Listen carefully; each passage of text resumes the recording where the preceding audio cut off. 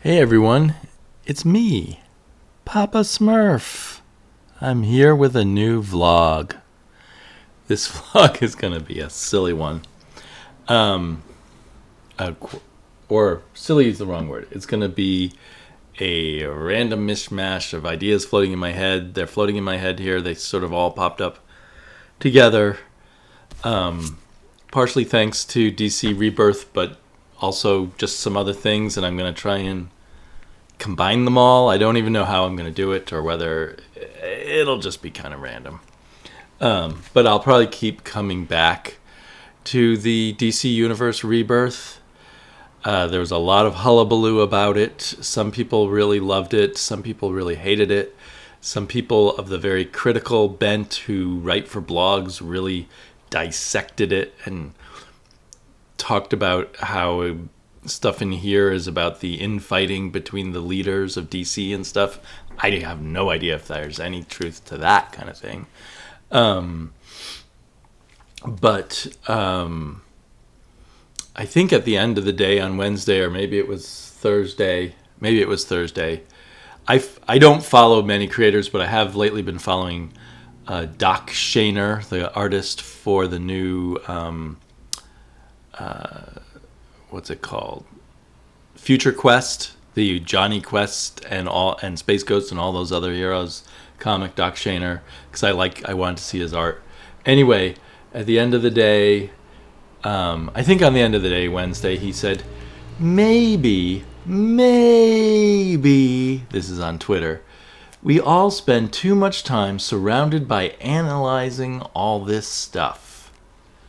And then a few minutes later, he says, I take it back. The internet was really great at keeping me away from it today. Thanks, internet. And I don't know how that connects to all this, except it kind of puts a damper. That kind of comment puts a damper on the fun of talking about this stuff. But let's remind ourselves, this is just a fun little hobby that we talk about, so we don't have to talk about the more boring about our insurance and our mortgage, or about, our wives' upcoming surgery, or our children needing special education, or, whatever.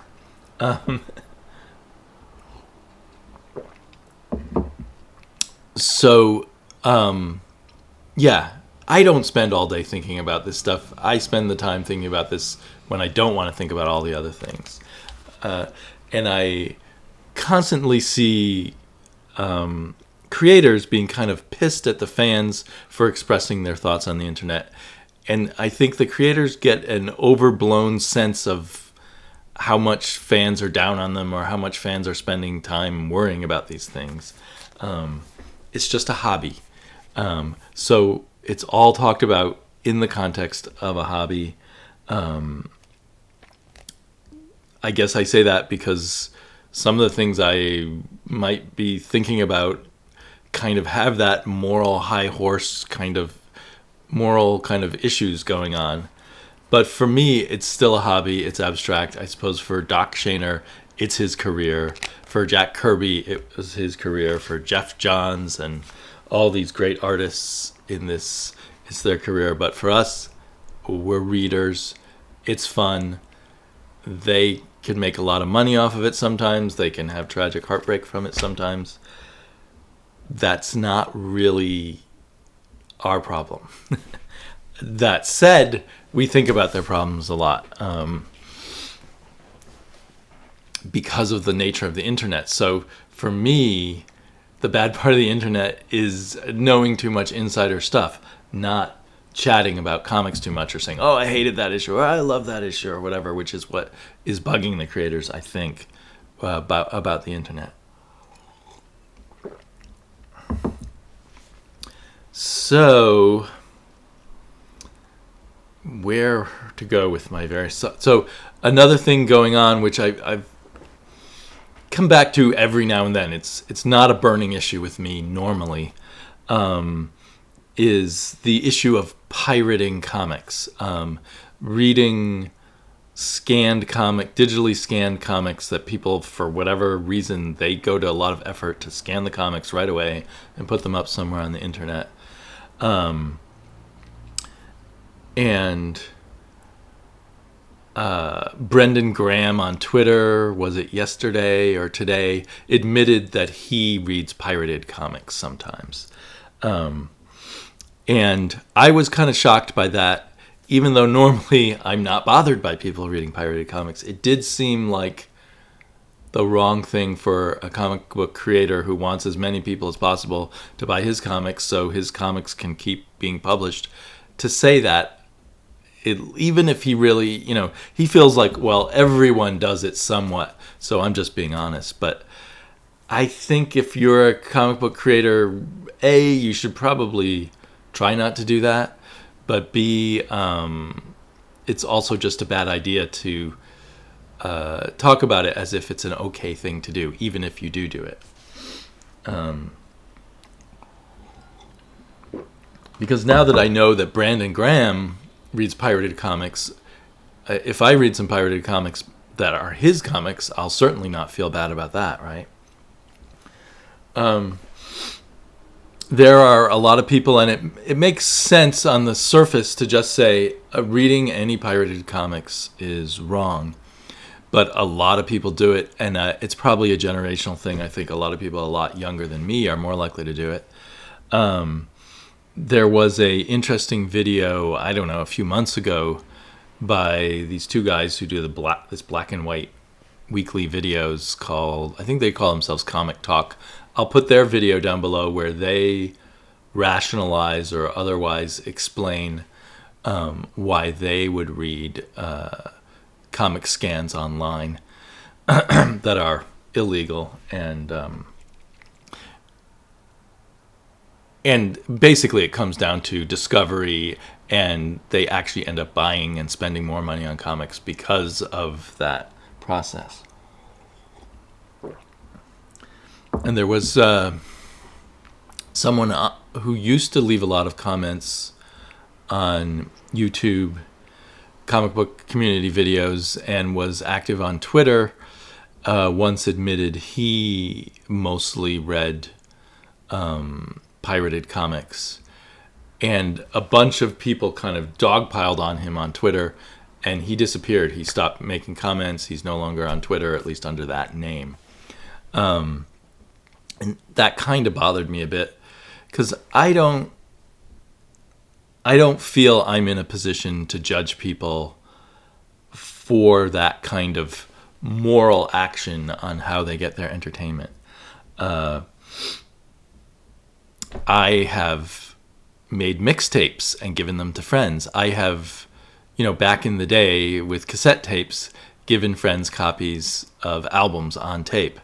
Back in the VCR days, people passed around movies. You didn't, they recorded it off TV, and I'm sure that was illegal pirating, and gave it to their friends so they would be able to watch it later.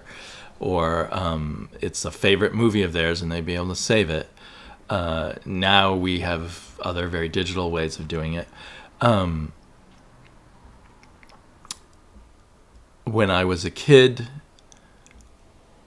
when I was just after graduating college, and I was just working a bunch of crazy part-time jobs, I didn't have much money, and I used to go to a 24-hour grocery store late at night, like at 11 o'clock at night, or even later when there weren't very many people around, and I would go to their magazine section and I would read Marvel comics there, and then put them back on the rack. I didn't feel horribly guilty about that. As soon as I had money, I had no desire to go read them for free at 11:30 at night at a grocery store. I would just buy them then. But when I didn't have the money but I wanted to know what was going on, I would read them.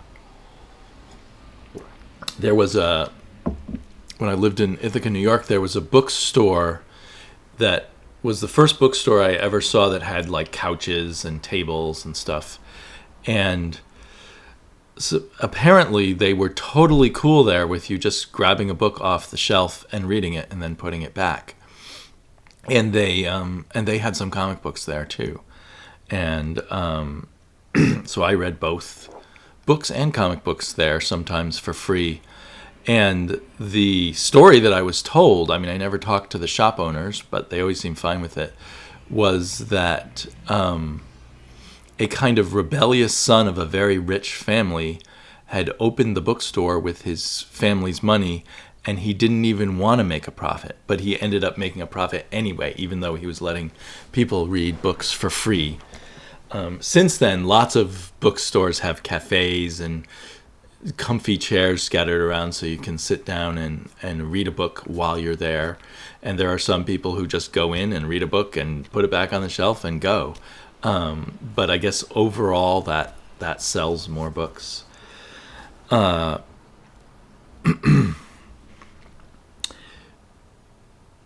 is...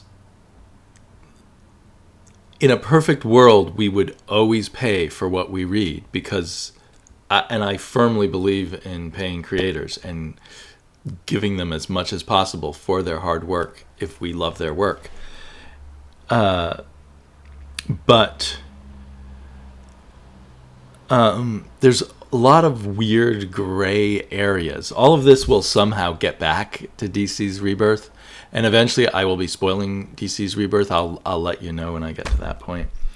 But so once I was listening to a podcast interview with, should I name names? Sure. With Chris Robertson, pretty good writer, interesting writer, done different things. Sometimes I like his work. Sometimes it hasn't worked that well for me.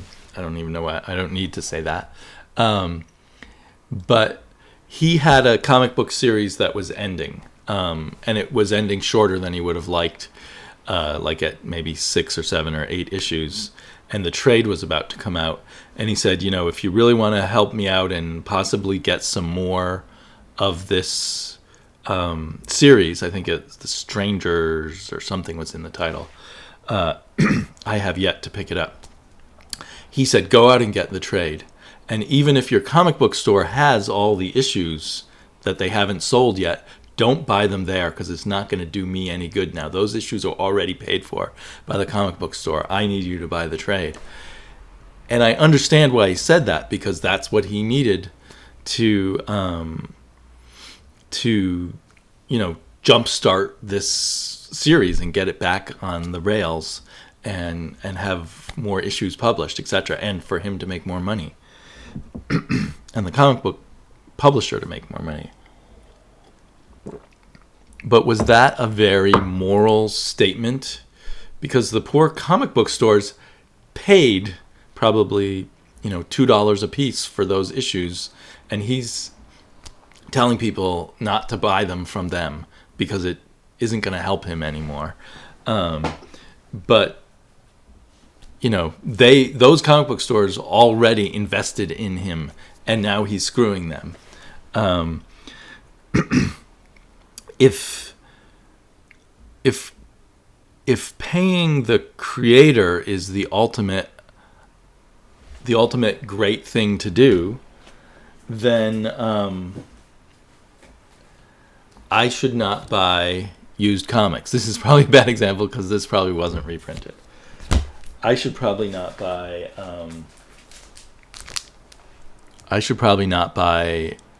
used comic books, especially if there's a chance that it will be back in print, or in the case of this, in print.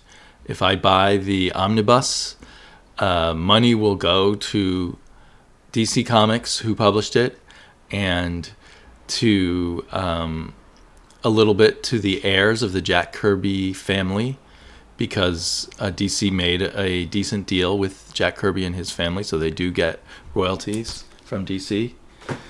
They now also get royalties, I believe, from Marvel. So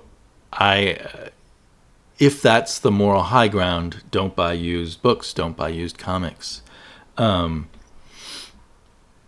Getting stuff from the library, I've heard that in the UK, I don't know if this is true, in the UK, every time you check a book out from the library, the author gets like a penny or a fraction of a penny or something.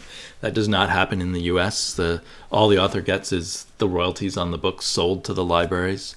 I wouldn't even be surprised if in traditional book publishing, so I know nothing about the trade paperbacks for comic books, but I know that in a lot of publishing contracts, say for novels or prose books, there's lots of gradations of how much royalties you'll get. I wouldn't be surprised if in some contracts you get less royalties for library copies than you do for copies bought off the newsstand or off the book racks.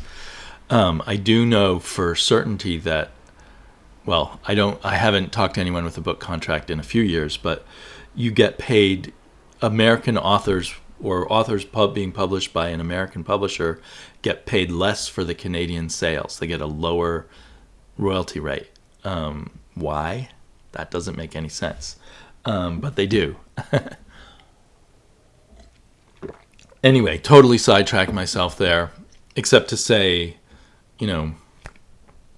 should I worry about the morality of getting the books out of the library rather than buying them? Maybe if I request the library buys the books, that's good. I'm helping the author there. But I'm certainly helping the author most by buying my own individual copy and then not lending that copy to other people. If I think the book is great, buy another copy of the book and give it to my friends. This is all just not to say that I say you should or shouldn't read pirated comics. I think you should spend what you can, what you feel. I'm saying that it's all gray areas to me. I can't judge people or tell people what to do because I don't know where the right area is. But when I heard the Brandon Graham thing, I thought back to when I was actively trying to be a science fiction writer, and I had a lot of friends, and I had teachers who talked about their friends and introduced me to authors and stuff. At that point, I was saying to myself, oh, I should buy this person's book. I shouldn't just read it at the library. So when you're in the thick of being a creator like Brandon Graham, that's really shocked me that you would be out there publicly saying, I don't always support people. I do the cheap and easy thing when it's convenient for me. Because I always felt, I just published a few short stories, but I always thought eventually I would publish novels and everything, and I didn't. So I always felt part of a community, and I wanted to support, particularly if I liked something, I would support it. So I bought a lot of books. But I enjoyed buying them, and I still, if I had time to read prose more, I'd be buying lots of prose books. It's nice to buy them. But I'd be getting a lot out of the library too. I have nothing against, I'm just throwing out all these examples. Are there any countries where if you sell a used book, the shop that sells the used book has to give a royalty back to someone? That would be interesting. Because I do know in some countries, if you resell a painting, like say you have not a Monet, say you have an Andy Warhol, if you were in Europe, I think you would have to give, and you made a profit off of your reselling of an Andy Warhol painting, and maybe Andy Warhol's a terrible, I should know of some famous painter who lives in Germany or France or something, because anyway, I think in some of the European countries, if you resell the painting, you have to give some percentage to the artist or the artist's estate, at least within a certain boundary of time. There's all kinds of ways of viewing the morality of what should be paid to the creator. And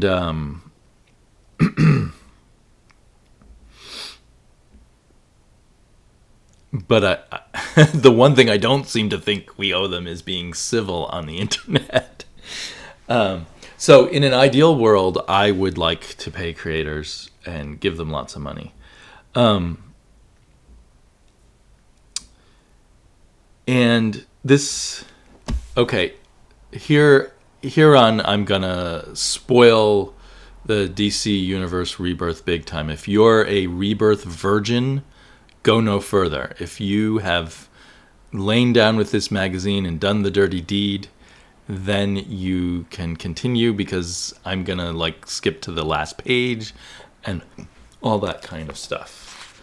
So, TikTok, at the beginning, I thought it was just like a little homage to a great comic. But at the end, we get such blatant references to Watchmen that my mind was kind of blown.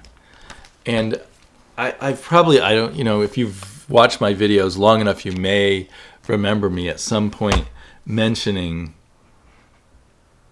what I always think of as the great betrayal of Jim Lee.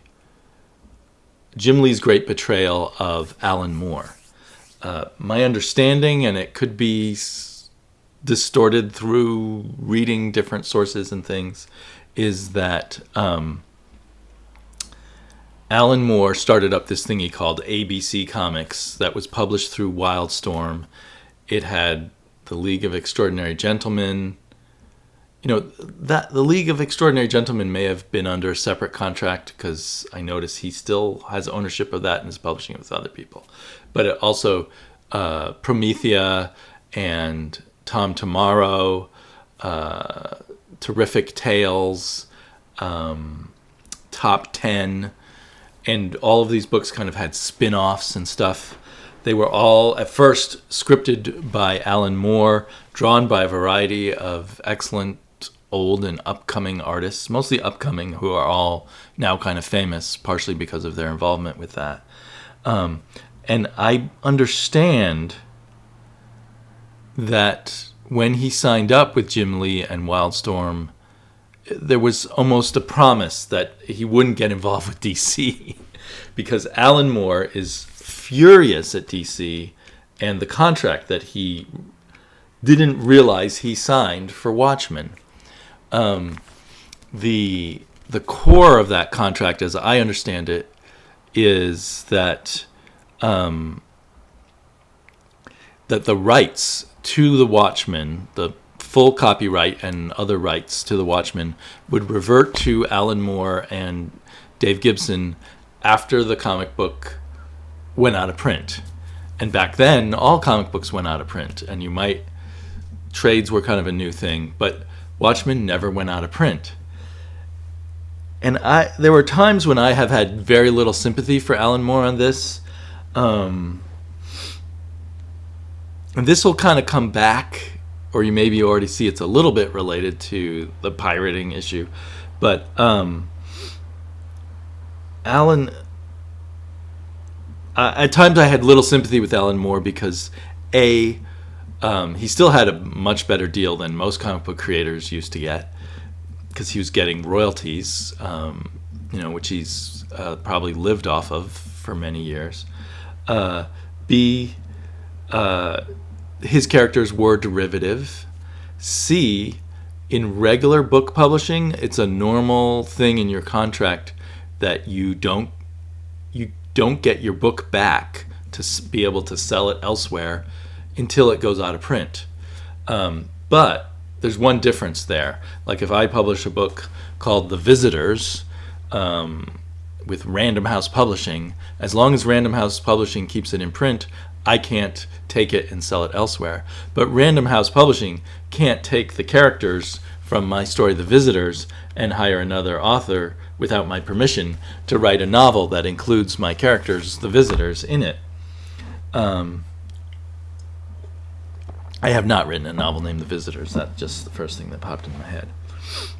So, but I didn't think about that earlier on because I didn't think about before Watchmen and now this. And I thought before Watchmen was a little bit tacky, just because nothing's going to live up to Watchmen. But I didn't think it was horrible, but I know Alan Moore was really upset about it. And he was upset about it from a moral standpoint, but also I think I'm guessing from an artistic standpoint, he wanted his work of art to stand alone and not be watered down by other people's visions or or by crassly commercial choices based on it. So back to Wildstorm. So that's why he hates DC. He feels that people lied to his face, and they had him sign a contract that they said was one thing, but was really another thing. And I don't know all the details, so I've just told you what I do know, or what I think I know. So I think one's got to respect the fact that he hates DC and big corporate comic companies, and he doesn't want to be involved with them. And I've read him saying, and I don't know if this is really true, that part of his goal in ABC was to give a lot of, it was during kind of a down period of comics, and he kind of came back to doing superheroes and stuff and other lighter fare. And one of his goals was to give work to a lot of people. And that might have been successful, because I know it brought me into the comic book stores, and I bought all of the Alan Moore ABC comics that I could possibly find during a period where I otherwise wasn't buying too many comics. I guess maybe that and Planetary, if those kind of coincide. Anyhow, so then what does Jim Lee do? He now has this catalog of Alan Moore comics in his pocket at Wildstorm. He goes and makes a deal with DC and sells Wildstorm to DC for probably a lot of money, I have no idea, and gets a job at DC and becomes an important bigwig there. And then claws his way up to the very top of the triumvirate, as he is now. So I always viewed... I don't really know. I have no idea what conversations Jim Lee and Alan Moore had. I don't know why Alan Moore gave Jim Lee the rights to Wildstorm. To the ABC comics, he should have said, as soon as you sell or whatever my comics. Anyway, so now DC is publishing all the trades of all the ABC books. They haven't had a whole lot of success so far anyway with... trying to revive some of them, like they've done some Tom Strong books recently, but I don't think they were very popular. But you never know what might happen down the line.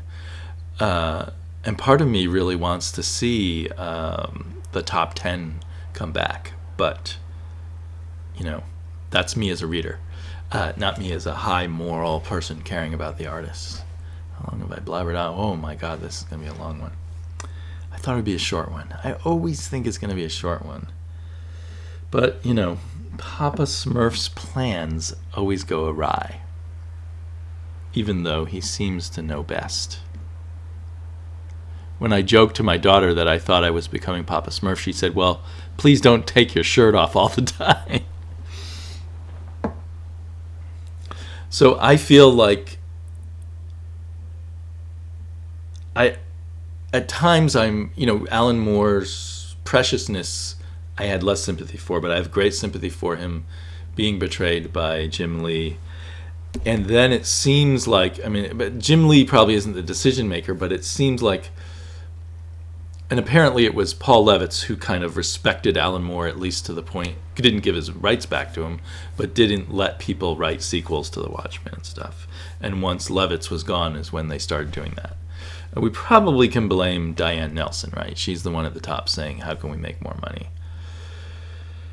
But it now feels like Jeff Johns in this, and perhaps Jim Lee is part of the decision-making process, are betraying Alan Moore at a new level.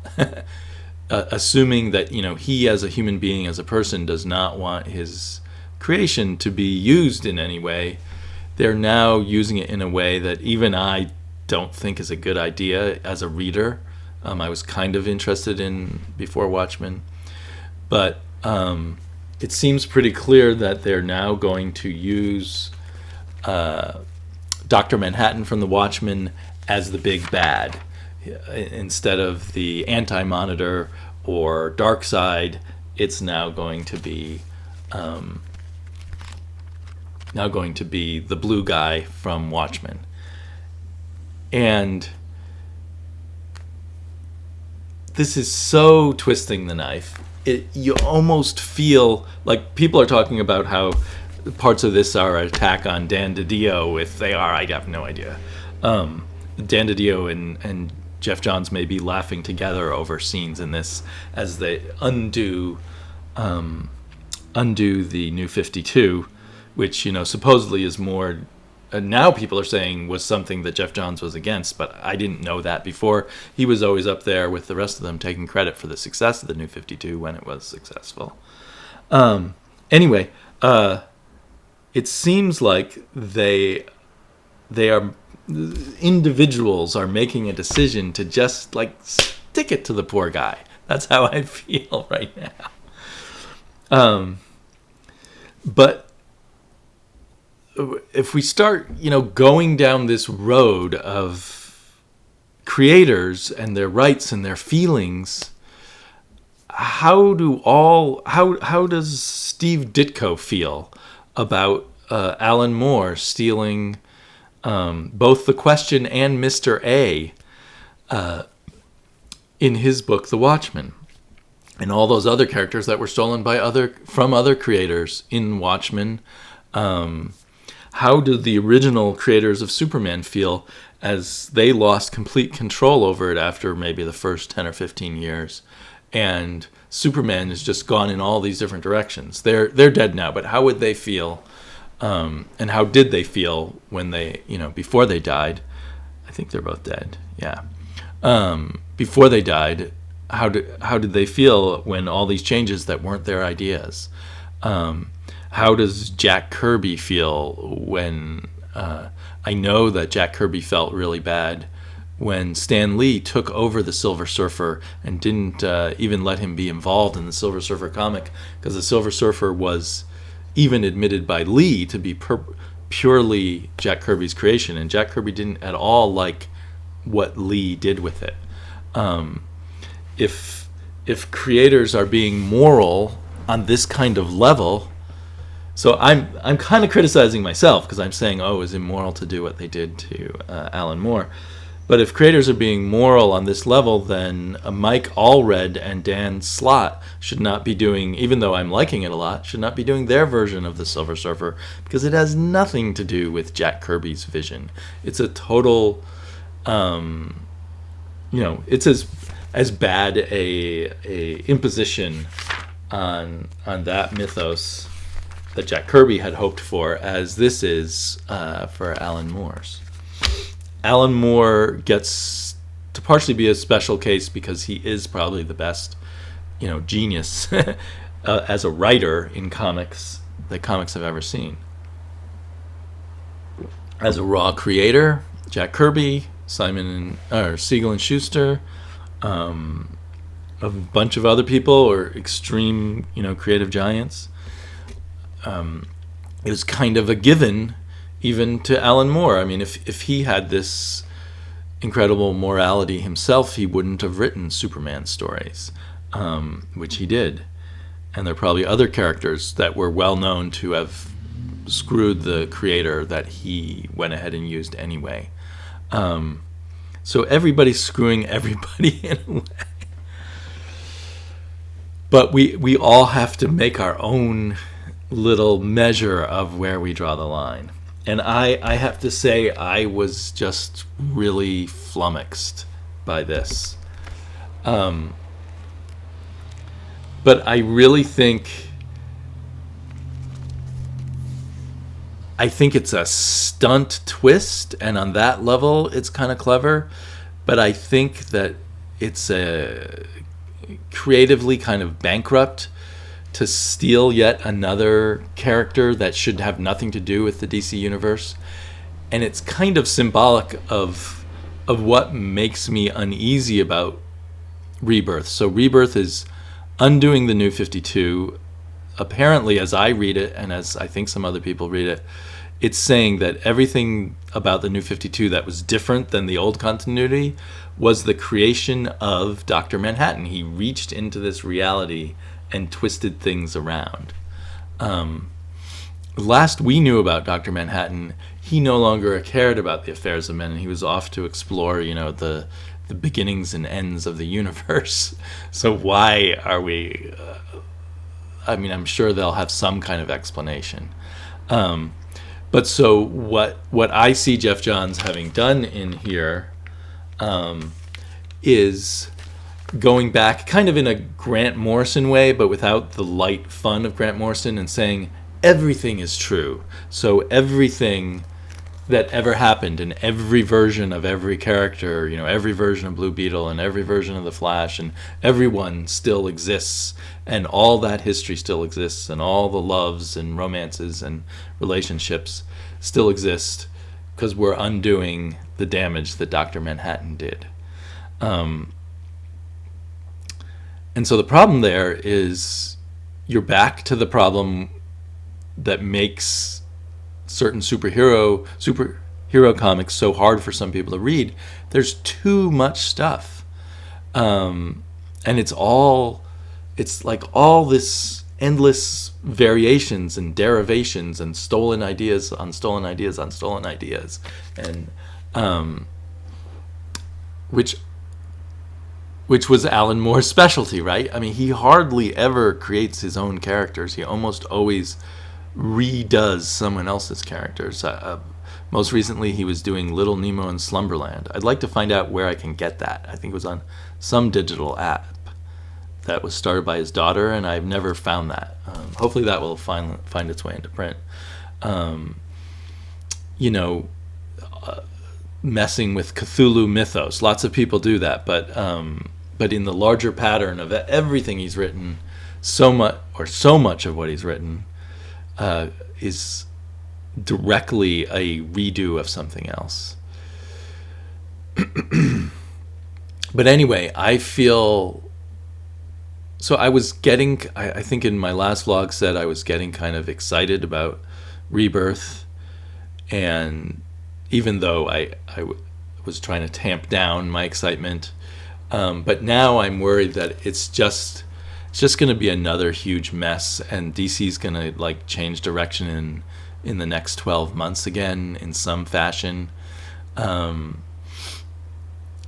Supposedly this is a refutation of their going dark and nasty in the New 52, although I think they'd been going dark and nasty for quite a while before the New 52, but they might have emphasized that in the New 52. And some people are saying, well, by making Dr. Manhattan the villain, it's kind of making Alan Moore and the Watchmen the villain, and that dark age brought on supposedly by the Watchmen. But I think the dark age was coming on before the Watchmen. Anyway, that's a whole nother thing. But that this is a refutation of that, or is it? And then other people are saying it's Jeff Johns versus Dan DiDio's vision or something. For all I know, it could be Diane Nelson who told them to make it dark or signed off on it. Maybe Diane Nelson is kind of the nearly invisible hand reaching into the DC universe and mucking about with it. Maybe this is a jab at her. There were parts of this that I really liked. I missed a lot of the Wally West era. I caught a lot of the beginning of it, and then I kind of stopped reading The Flash until the New 52. But although I know, was he Wally West in the Justice League cartoons? I watched a lot of those, and Justice League Unlimited. Anyway, at times I found it way overdone, but then the emotional part of it was starting to work for me, and there was kind of something moving about not the original Flash, but the the Barry Allen Smith Flash being the one who recognizes Wally and gives him this big hug. I actually was kind of moved by then. There'd been other sort of, WTF kind of moments, like Batman talking about 3 Jokers. And that Batman with 3 Jokers, that's kind of endemic of, we are now going to go back to It feels like even more than ever, the kitchen sink. Every possible variant exists. It's the Grant Morrison approach taken more seriously, done with this heavier emotional hand, so to speak. So I was starting to I can kind of get in the groove with this until the Watchmen stuff happened. And I guess this is the Watchmen kind of plot, the Dr. Manhattan plot, is going to follow through in the Titans book, which is going to be written by Dan Abnett. I'm guessing eventually there'll be some crossover and Crisis and all kinds of stuff.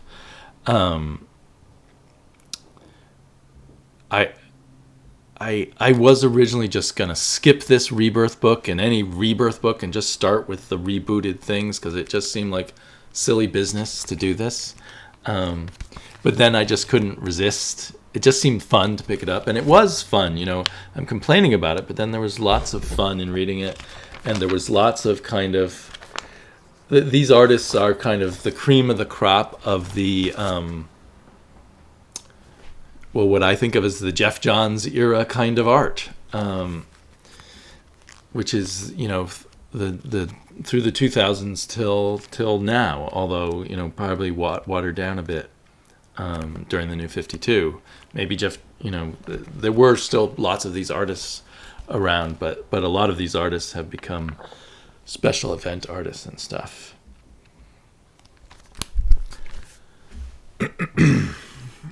So, will I read comics that involve this battle with Dr. Manhattan?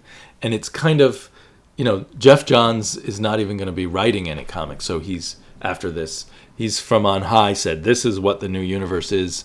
And now all you editors who've been screwing up with the New 52, and all you writers and artists who've been taking the abuse of those editors, you go and try to make sense of all of this and make some big tapestry out of it. I like big tapestries, but I think it's too big. And I liked the New 52, and I hate this feeling of we have to make all these universes to explain all the different things we've done. If they had to do it that way, I would love it if they said, okay, we've got 5 different universes and different comics take place in one of those 5 universes, so we don't have to mix them all together all the time. So I'm thinking Rebirth will be this giant goulash, this giant goo, a giant stew of just way too much stuff, and I'm assuming it's just going to spin out of control very rapidly and be kind of a confusing mess. But I will be reading some more DC comics for a while, and some of them will no doubt be very good, and some will be bad. But if you want to be totally pure, always pay for your comics. Don't buy any comics that are rip-offs of past artists who didn't get paid for it. So mostly you have to buy Image Comics and some Dark Horse and Oni, and very small number of IDW, because any of those licensed, TV licensed books who, were created on the backs of people who probably are no longer getting royalties, character designers and things like that who worked for Hanna-Barbera 30, 40, 50 years ago. I'm just being kind of facetious.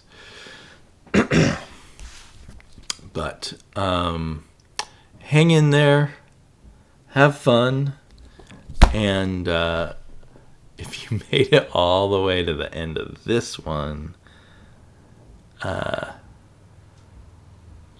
salute you. I was gonna try and think of something clever you should write in the comments to tell me you made it all the way to the end, but I can't think of anything. You can write "Hell on Earth" in the comments if you made it all the way to the end. Talk to you later.